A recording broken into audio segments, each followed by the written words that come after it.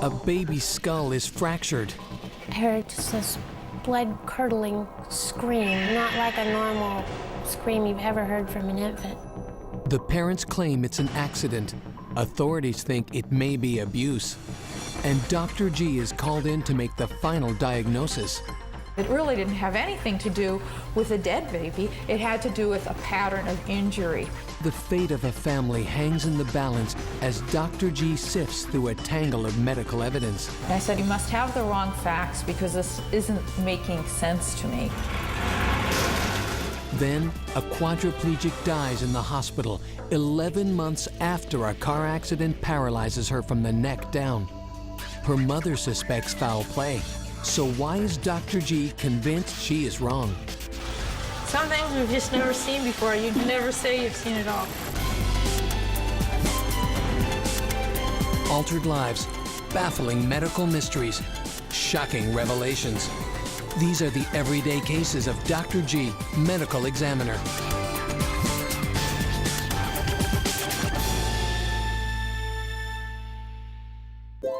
As a chief medical examiner in a major metropolitan area, Dr. G bears witness to heinous crimes every day. In order to remain objective, she and her staff must learn to keep their emotions in check, regardless of the circumstances. But sometimes a case comes along that changes all the rules. And it's just such a case that compelled Dr. G to join a Texas investigation into questions of child abuse. Questions that she would have to answer in order to keep a family together. When Barry and Paula Harvey were married, they wanted more than anything to start building a family. We were married about 4 years. We tried in vitro a few times, and that was not successful, so we adopted. Their first adoption brought them daughter Sydney. Then, almost 5 years later, they began the process of adopting a second baby named Jake. During Jake's first Christmas, the Harveys seemed to be the very picture of the happy family. But only a month later, their happiness would come to an abrupt and devastating end.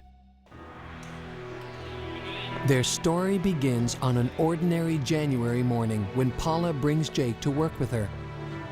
As usual, she drops him off with an in-office babysitter before starting her day. I work in a photography studio, and it's basically just a large open space. And we had a small room. It was kind of like a little office, and we set that up for a nursery. But just a few hours later, without warning, Jake lets out a terrible cry. I heard like just this blood-curdling scream, like not like a normal scream you've ever heard from an infant. I was about 15 feet away from the doorway, and I got up and ran that way, and I took him and I said, you know, what happened? What happened?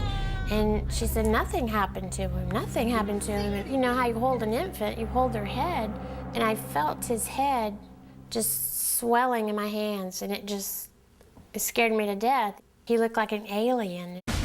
Less than 10 minutes later, Paula and Jake arrive at the emergency room of a nearby hospital. His head was swollen. They did the triage questions, you know, like what happened, and I said, I don't know.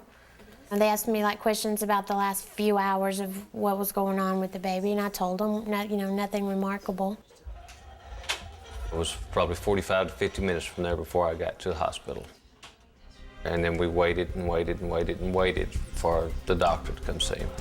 According to the Harveys, after waiting more than 3 hours, the swelling of Jake's head begins to subside. Only then does a doctor come to examine him. I had to convince the doctor something was wrong with his head, because the doctor felt his head and he said, all babies' heads have bumps. And I said, Jake's head did not have bumps. He had this perfectly smooth head. And he kept feeling of his head, and he said, everything feels normal to me. They put him through numerous tests. I think he had to do somewhere in excess of 28 to 30 x-rays. The first news they receive comes as a shock. Jake's skull is fractured. There's not many words that I could explain to you how I was feeling at the time. You know, of course, our first thought was, he's gonna die. Thankfully, Jake's injuries are not life-threatening, and the doctors inform the relieved parents that he will make a full recovery. You know, he didn't have any permanent damage, and he basically had no pain after, you know, the first, like, 24 hours. But the Harveys' relief soon gives way to shock and dismay when hospital staffers summon them to a private meeting. We've got in this little small room, and they told us, your baby has been abused. The stunned parents are then informed that there will be a full investigation and that Jake will not be allowed to go home with them. We're just like, oh my God, and we're like, no. We were devastated. We couldn't understand. It made no sense. It was like the Twilight Zone. Unbeknownst to Paula and Barry, a chain of events had been playing out behind closed doors while they patiently waited for Jake's test results. Because the parents had failed to provide an explanation for Jake's head injury, the ER doctor followed hospital protocol and notified the Texas Department of Family and Protective Services, known to most as simply Child Protective Services, or CPS. With more than 3 children dying from abuse each day in the United States, any unexplained injury as severe as a skull fracture can be greeted with a healthy suspicion from CPS. The mission of CPS is to protect the unprotected. The child had a bilateral skull fracture, and the emergency room technician talked to the parents, and neither one of the parents could explain how the injury occurred. So that's how we got involved. CPS arrives and consults with the ER doctor. His finding? That the baby had not 1, but 2 fractures that occurred within 24 hours of the time the injury came to light. For authorities, this opens up the possibility that there could have been 2 separate blows. Blows that neither parent had an explanation for. For many child abuse experts, more than 1 severe injury coupled with no explanations for the injuries sometimes indicates a pattern of violence. The next day, CPS begins their formal investigation by questioning Paula and Barry separately. 5 or 6 people around the table bringing us in one at a time to interview us. And at that point, they asked questions and pretty much said that he will not be going home with us because he's been abused. You know, pretty much fess up to whatever it is that I've done. Until the matter was cleared up, we're all in agreement. What? The emotions were just flying out of hand and out of control at that time. Barry becomes visibly agitated during his interview and is able to provide little new information concerning Jake's injuries. When Paula is called in, she tells CPS investigators about the episode at the photo studio. Mom tells us that the child was screaming and crying uncontrollably, and that's when Mom noticed that there were a couple of swollen areas on the baby's scalp. But Paula is still unable to say what caused the injury. And when CPS talks to the babysitter, she says only that Jake started to cry. The sitter is denying any knowledge of how baby Jake could have sustained a skull fracture. CPS then asks that Paula and Barry take lie detector tests. Paula passes without a hitch. But Barry's tests reportedly showed deceptive answers regarding how Jake may have sustained his injuries.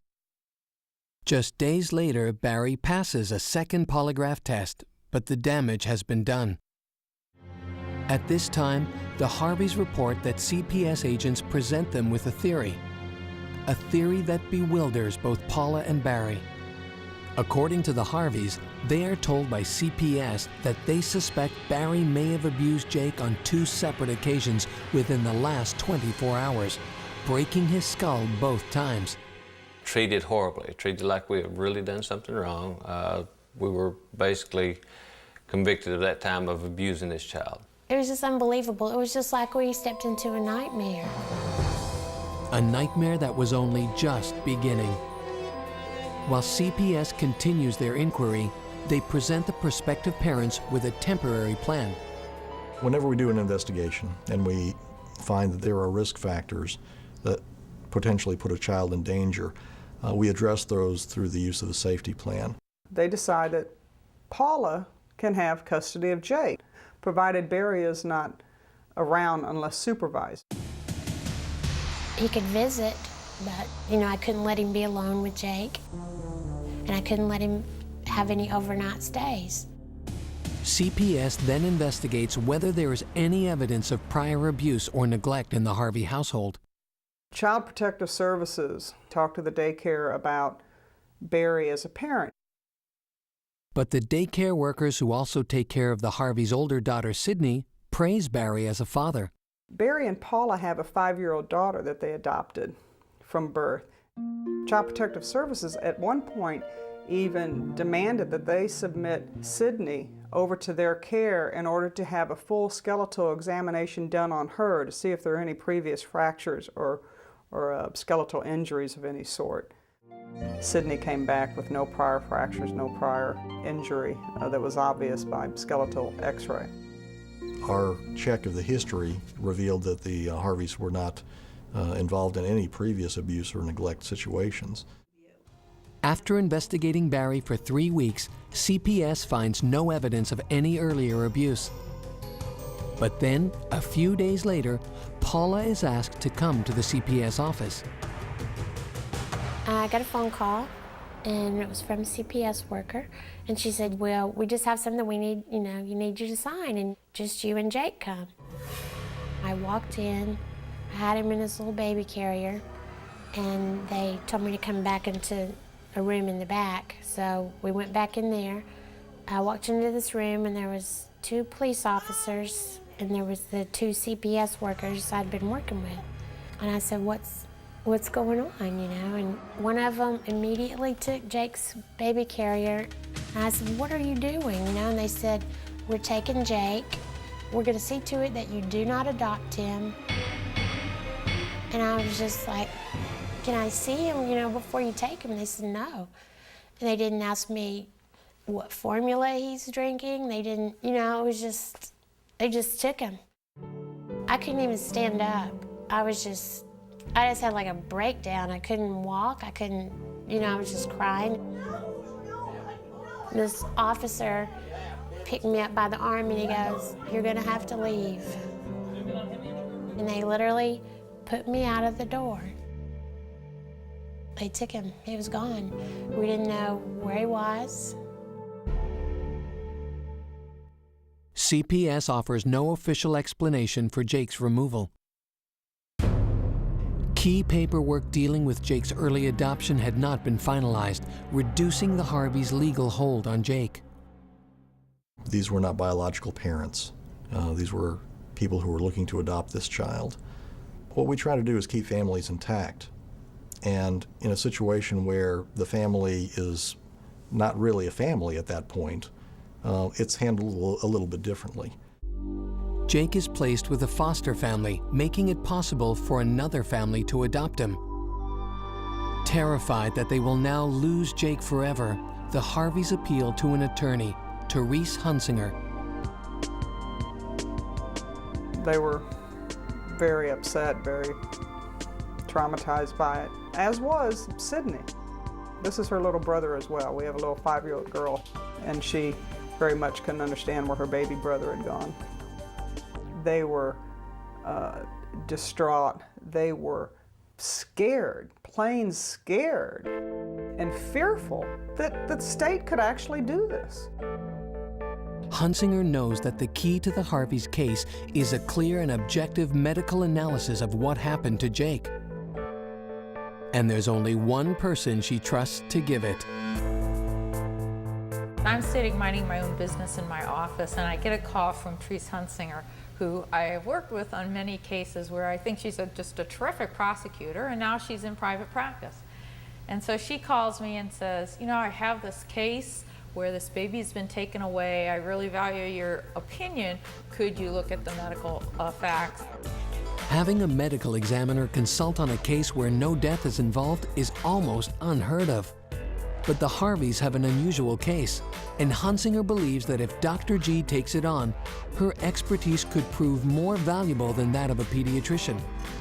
Much as Dr. G would testify in a murder case about the facts surrounding it and the reports and the histories, she's not saying who, but she can narrow it. She can say this is when the injury occurred. So the fact that Jake didn't die as a result of these injuries didn't limit her expertise in the area. In fact, her expertise was the best you could get. At first, Hunsinger's appeal to Dr. G is met with resistance. A lot of doctors will just take cases to confuse the situation, to put doubt in everybody's head. I just don't do that. She calls me up. I told her I didn't want to consult, and she said, I don't understand the medical aspect of it. So she's asking me some medical questions. I said, sure, I'll talk to you about that. But it doesn't take long for Hunsinger's description of the case to get Dr. G's attention. She was telling me about the case, and it just, something wasn't right. And I said, Therese, you must have the wrong facts because this isn't making sense to me. With the fate of a family hanging in the balance and the chance that CPS could be wrong, Dr. G agrees to look at the case even though a death is not involved. Well, it's really not that different to turn my investigative work onto live people. It's basically the same interpretation of the facts, interpretation of wound patterns. And I think what was missing here is that they didn't gather all the facts. For Dr. G, the case boils down to one key question. Did the injuries occur prior to Paula arriving at work? Or was an unseen incident at the photo studio the sole cause of Jake's 2 skull fractures? Coming up, Dr. G takes a hard look at the evidence and is shocked by what she finds. This is outrageous.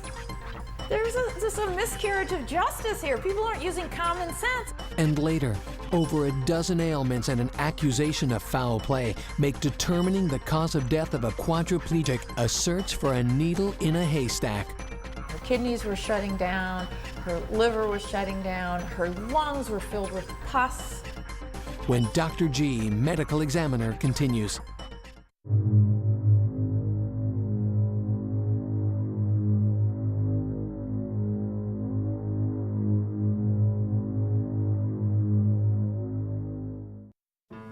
Paula and Barry Harvey are on the verge of losing 5-week-old Jake.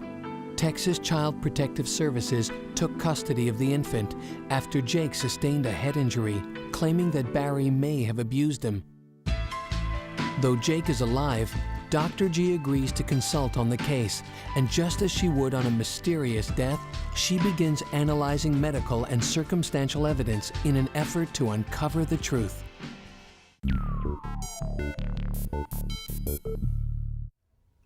Dr. G's first step is to understand the full nature of Jake's head injuries. But there's no autopsy to perform, and Jake's injuries have long since healed. I review all the medical records, I review the radiology reports, and all the information I can gather.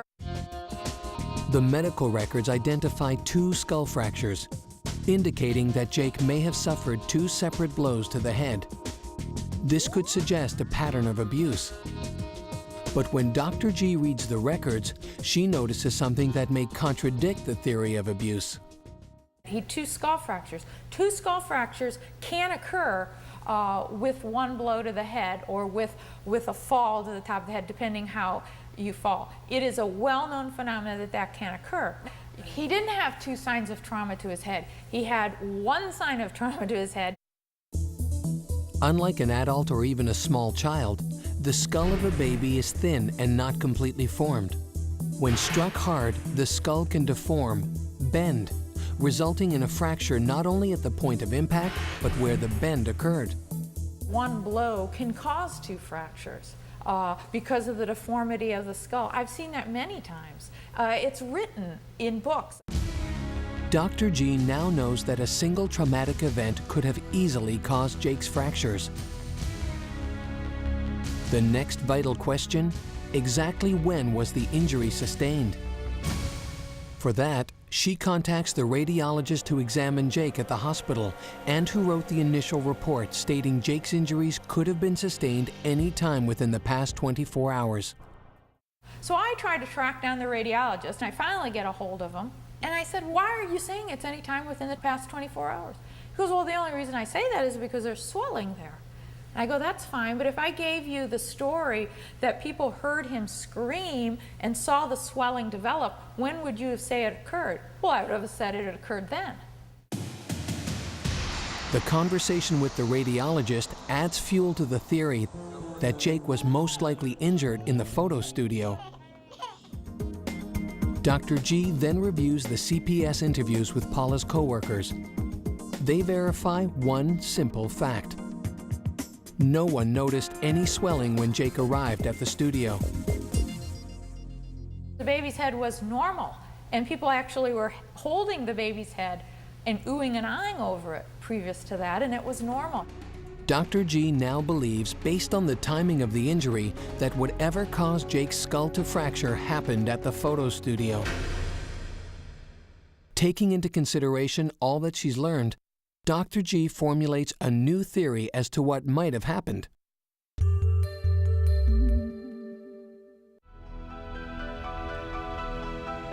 On the morning of the incident, Paula brings Jake into the photo studio. After a few minutes of office ogling, Jake is handed to the babysitter. She carries him to the nursery, where, according to Paula, he is typically kept in a car seat. A few hours later, Jake lets out his terrible scream. He most likely was placed in like a car seat that you would carry around. The thing tipped over with him in it and hit his head. Dr. G believes that this one fall then resulted in both of Jake's skull fractures. That's what I surmise happened. Attorney Hunsinger calls CPS and runs through Dr. G's conclusions.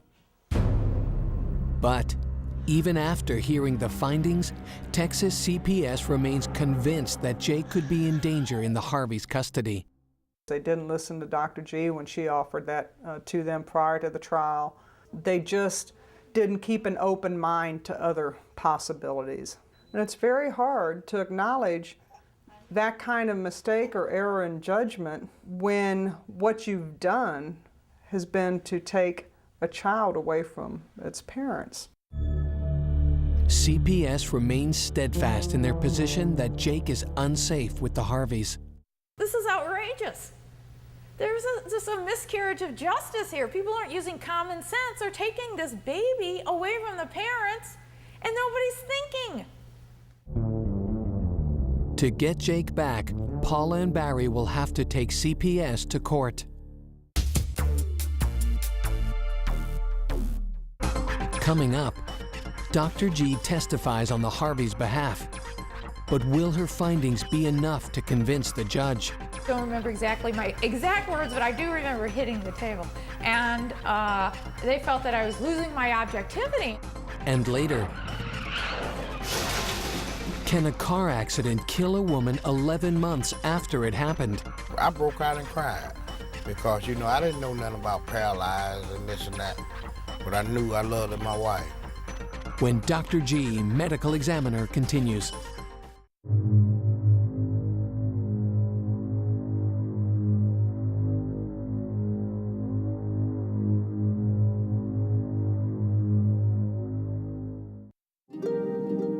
Suspected of possible abuse, Barry and Paula Harvey have lost custody of 5-week-old Jake. Though Dr. G has demonstrated that Jake's injuries were not the result of mistreatment on the part of his parents, CPS continues to claim that Jake is unsafe in the Harveys' home.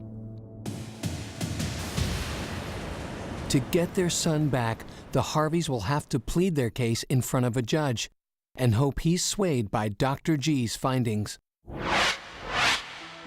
So this is a full adversarial hearing so that we could put on all the evidence, hopefully reach the right decision. Did CPS have the right to remove Jake. Was Jake at risk by being placed back at home? I don't think they believed, honestly, that it could go this far. They really believed this was all going to go away because they knew themselves personally that they hadn't done anything to hurt Jake, so therefore the right things would happen, and they didn't. For the past 4 months, Paula and Barry Harvey have tried to cooperate with CPS while continuing to argue that Jake wasn't abused. At court was the first time I met them. I saw them right before I went to testify. They looked very down. They looked very sad. She was there because she knew that this was an injustice and that you had the state coming in to take a child away. She's a mother herself, and the thought that they could come in on these facts and these circumstances was over the top. She wasn't going to allow it to happen if she could help. We had lawyers for the family. We had lawyers in the baby's interest because it was an adopted baby. We had lawyers for Child Protective Services. I think we had another set of lawyers. I don't know who they were from. Before the judge, CPS again presents its case, maintaining that Jake would be in danger in the Harveys' home. Then it's Dr. G's turn to take the stand. I tried to bring in all the facts to say, just because the radiologist said it could have happened anytime within the past 24 hours, you have to use common sense. Look at the fact that the baby's head was normal when it got to that studio. Look at the fact that there are numerous witnesses that heard that blood-curdling cry and saw the baby's head swelling. Look at that common sense. In the courtroom, Dr. G was just so dynamic, and she was just like, can't you see, this is what happened? And she's just such an energetic person, and she just was mad at what was going on. She knew it was wrong, and it really made her mad. As I'm on the stand, I have to admit that I was very passionate about the case. And I think at one point I got angry with them and actually, put my hand and slapped it on the table. This is a miscarriage of justice. I don't think you're putting all the facts together. They felt that I was losing my objectivity, and I felt they had lost their objectivity a long time ago. Many experts, medical experts, are considered to be bought. When she was cross-examined and asked about what she was being paid to do, how much was she paid, and so forth, in terms of was her opinion bought, she could honestly tell the judge, no, I'm here on my own, I'm not being paid, I'm here because this is wrong. It's my opportunity to make it right. And that's pretty exceptional. By the end of her impassioned testimony, the judge is convinced. He rules in favor of the Harveys. Jake can finally go home. When the judge ruled that the baby needed to go back to us, his family, that was an emotional, just breakthrough that was long coming. Basically, the whole courtroom just started yelling and cheering. That was probably one of the best days of my life.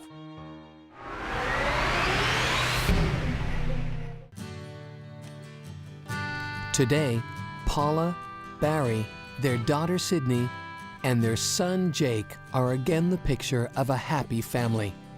Jake is, he's very smart, and he's very, very energetic, and he's lovable. He's a perfect kid. He's so cute and good looking that the older ladies in the supermarket or the cafe go, she is such a beautiful little girl. And I say, all you have to do is walk with him for 5 minutes to know that he's all boy. Paula is an extraordinary mom. She is the best mom, I think, for a kid to have. They really look up to her and respect her, and then they love her so much. She's been a great mom. Barry's he's a great dad. He's kind of like a kid, so he plays well with them. He's a good dad. As Barry and Paula go about their normal lives, neither of them have forgotten the priceless gift that they received from Dr. G. There's no words that can describe what Dr. G did for me and my family. She is Superwoman. It makes you feel good because I felt like I was really helping this family out. You don't get any satisfaction in testifying in court to put somebody in jail. I mean, that just doesn't give you warm fuzzies. But to bring common sense so that the parents, these adoptive parents who love this child, could get it back, I think it was really making me feel good. I think I was really doing something positive. Coming up, can Dr. G shed light on a dying woman's strange plea for help? Just looked in my eyes with tear rolling eyes. She said, "James trying to kill me, Mom." When Dr. G, medical examiner, continues.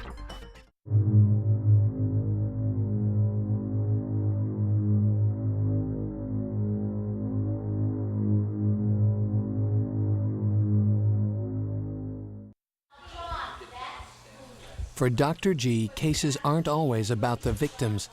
Sometimes they are more about the loved ones who are left behind. Such are the circumstances of Dr. G's next case, Shannon Johnson. We met when she was young. She was 15 and I was like 17, 18. You know, we was as one. Once we married, we was as one. As one. 38-year-old James Johnson and his 36-year-old wife, Shannon, have been married for 6 years. Because James is prohibited from driving due to health problems, Shannon drives him to and from work every day. She knew my schedule, I knew her schedule. We believed in praying together, staying together. That was her word. If we prayed together, we stayed together. And it worked. She loved him more than I ever known a woman to love her husband. I seen some love, but not like that. But on a spring day in April 2003, James and Shannon's world would be changed forever. Only moments after dropping James at his job, Shannon is in a terrible car accident.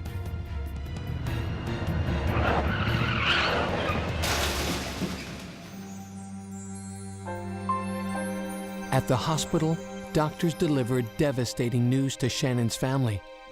She is paralyzed. He said she was paralyzed from her neck down. I fell down and I broke out and cried. Because, you know, I didn't know nothing about paralyzed and this and that, but I knew I loved my wife. Almost the entire time after the accident, Shannon remains hospitalized. James and her family stay by her side, around the clock. But the stress of Shannon's catastrophic injuries soon begins to take its toll upon family members. Within only weeks of the accident, James finds himself at odds with members of Shannon's family, and disagreements begin to arise between James and his mother-in-law, Naomi. His attitude changed. He sort of changed. That he didn't want my help for some reason. And I didn't understand. I didn't know exactly why. Breakdown from day one. They wanted to push me to the side, and I don't know why. I don't know why. Over the next 9 months, Shannon's health continues to deteriorate, but then rebounds. And for several days, it looks like she will finally be well enough to return home. Until, in a final turn for the worse, Shannon falls into a coma, lingers for several weeks, and eventually dies. Her doctors at the hospital determine that her death is the result of systemic bacterial infections, a direct complication of her accident 11 months earlier. My wife, I loved her. I loved her all my heart. I know she's in a better place now. But, oh man, it hurts.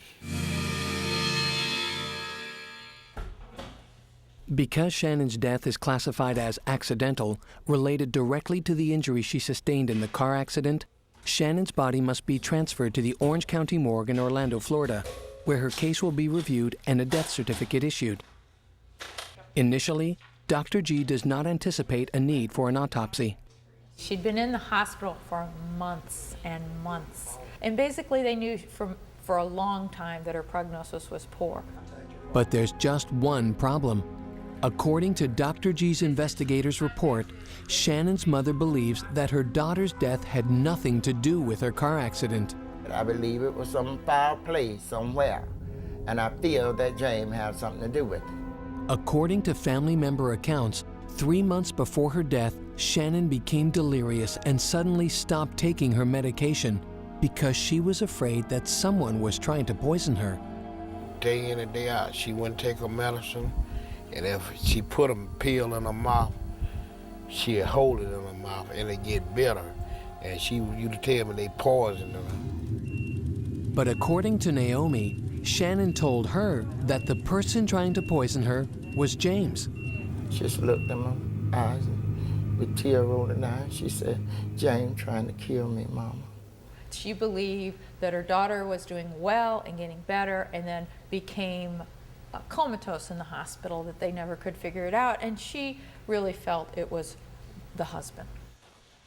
As a forensic pathologist, Dr. G knows that survivors sometimes experience irrational fears about the causes of their loved ones' deaths. James denies the charge, and more importantly, hospital records show no evidence of foul play. Usually, a simple call from Dr. G and an explanation of the medical facts will quell these types of suspicions. But not always. Okay. And I was reading through the chart, and I just wanted to talk to you about it because there's a mention in the chart. I tried to explain to her that complications often arise from being quadriplegic, plus being quadriplegic and morbidly obese, plus having one infection after another. But she really felt strongly that something happened sinister to her daughter while in the hospital, and blamed her daughter's husband. I felt bad that she didn't really believe me. After her conversation with Shannon's mother, Dr. G ultimately decides to comply with Naomi's wishes for an autopsy. And I felt that I may not be able to tell the poisoning, so-called, but maybe I could show what really did happen. So I felt that maybe we owed it to this woman to try to give her some peace. But for Dr. G, providing peace will be a difficult task. She hopes to do it by finding the real cause of Shannon's sudden turn for the worse and figuring out why she ultimately lapsed into a coma. The real reason we were doing the autopsy was not to confirm that she died from bacterial infections. They knew that for a long time because they didn't have any antibiotics to give her anymore. What we were confirming is to see if there's anything we could point to that would suggest why she had that coma. Coming up, Dr. G begins the autopsy on Shannon Johnson, seeking a medical explanation for the cause of her coma. But along the way, she makes some unexpected findings. Some things we've just never seen before. You'd never say you've seen it all. When Dr. G, medical examiner, continues.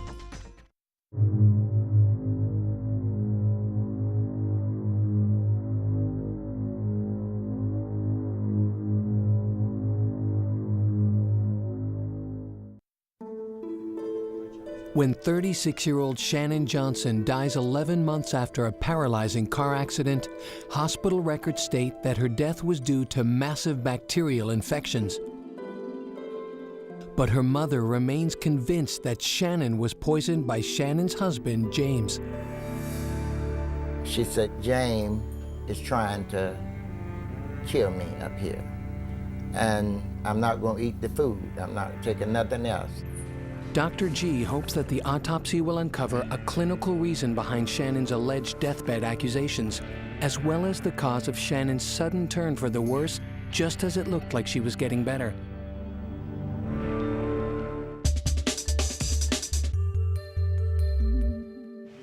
Dr. G starts by carefully examining the exterior of Shannon's body, where she pays close attention to signs of her long bout with infection. She can plainly see that Shannon suffered from bed sores. Well, her bed sores, you can see the big scars.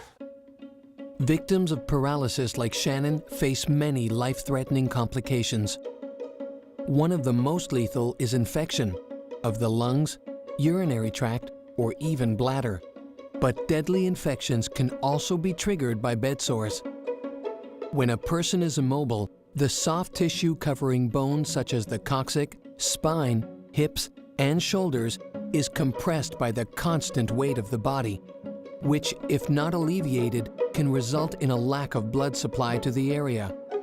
The resulting bed sore can fester and eat away at skin, muscle, bone, and even into internal organs, causing systemic infections. In Shannon's case, her obesity exacerbated her bed sores. The increased pressure from her weight caused sores so severe that she developed chronic osteomyelitis, an infection of the bone. Infected, so she's got a really nasty wide scar there. The bed sores on her sacrum and her buttocks. After completing the analysis of the outside of Shannon's body, Dr. G begins the internal exam. Her goal? To discover what caused Shannon's sudden turn for the worse. Really what we're going to look for is what had happened the 3 months earlier. Once the body is opened, fluids are drawn for toxicology tests. But because Shannon's alleged poisoning took place months ago, Dr. G will not be able to run screens for poisons.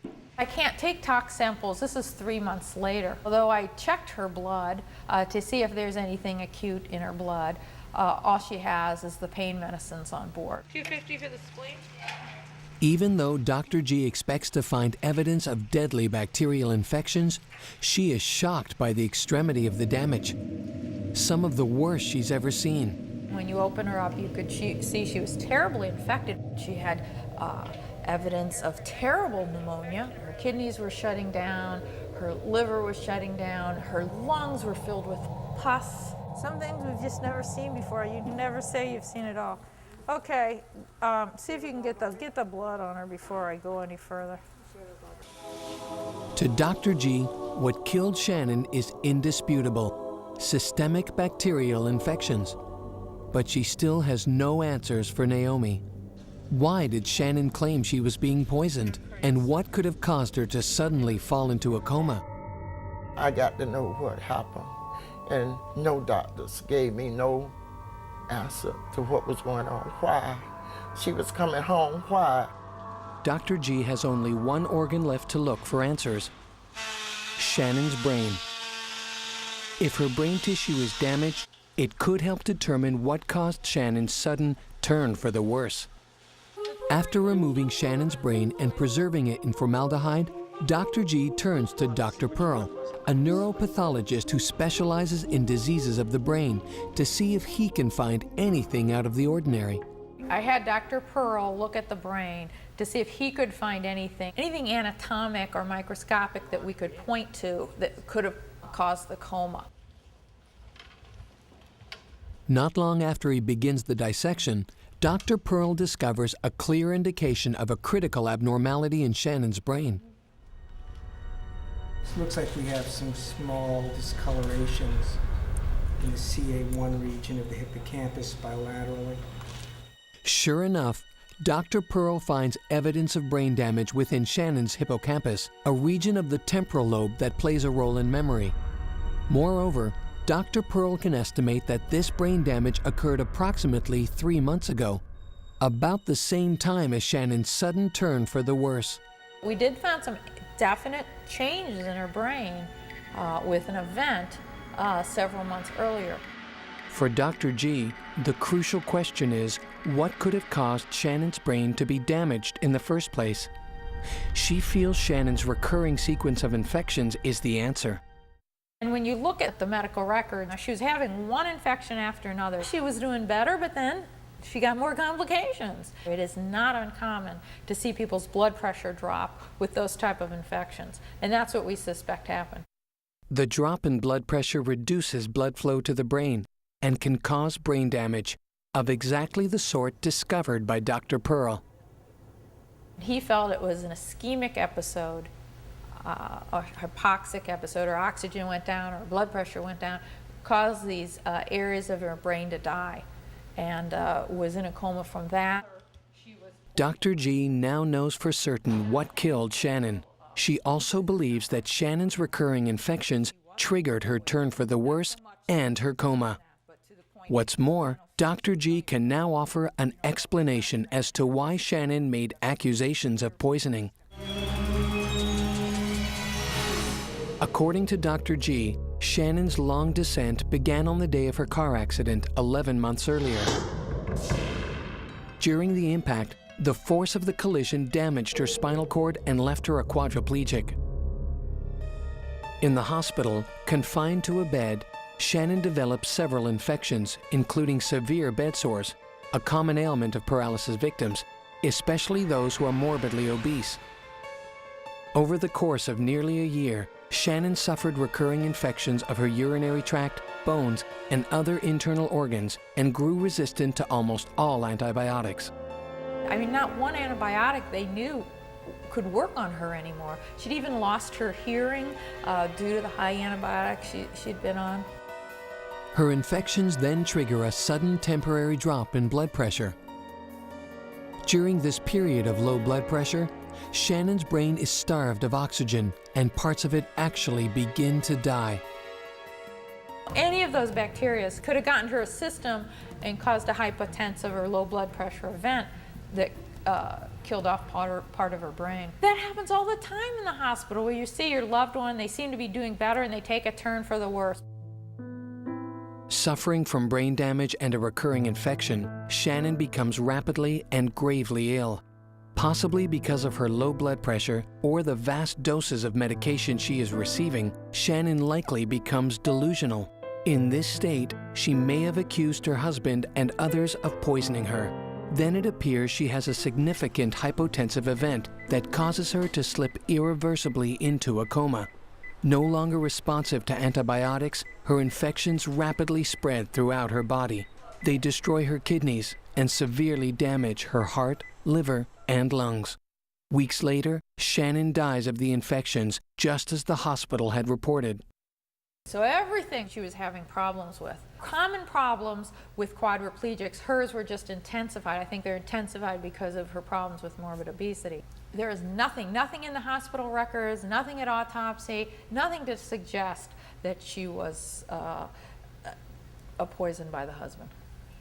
Dr. G believes she now has the most likely explanation for Shannon's sudden, unexplained coma.